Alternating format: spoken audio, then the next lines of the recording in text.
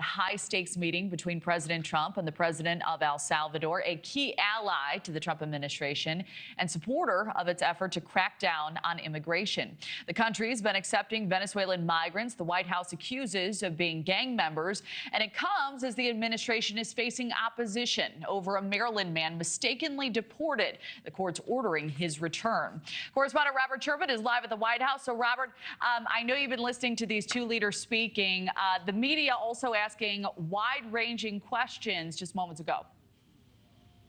Yeah, certainly. But of course, the issues of illegal immigration, border security, taking center stage here with the president hosting a world leader who has, to this point, been one of his closest allies on the international stage. The president of El Salvador here at the White House as we speak to meet with President Trump of the United States. This, as the partnership between these two nations has been in the spotlight. The administration has deported alleged gang members out of the United States to El Salvador, where they've been kept in the country's notoriously tough, high-security prison system. President Trump praising his counterpart just moments ago and saying to expand this relationship. Listen here. As many as possible.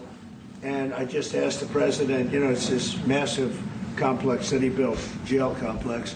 I said, can you build some more of them, please? As many as we can get out of our country that were allowed in here by incompetent Joe Biden through open borders. And Secretary of State Marco Rubio saying these efforts are continuing as we speak, announcing another 10 alleged MS-13 and Tren de Aragua members deported this weekend. Kelly? Yeah, and Robert, as you know, critics are pointing to this case of Kilmar Abrego Garcia, the man from Maryland who was wrongly deported, as the reason for the administration to change course. Where does that case stand right now?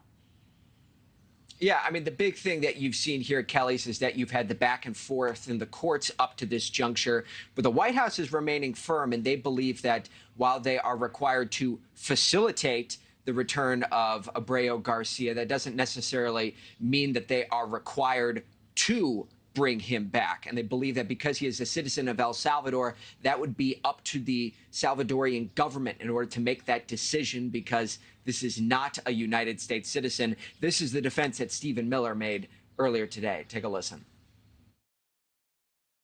He was issued a final order of removal from this country. And so it's up to El Salvador and to the government and the people of El Salvador what the fate of their own citizens is. We can't extradite citizens of foreign countries to our country over the objection of those countries.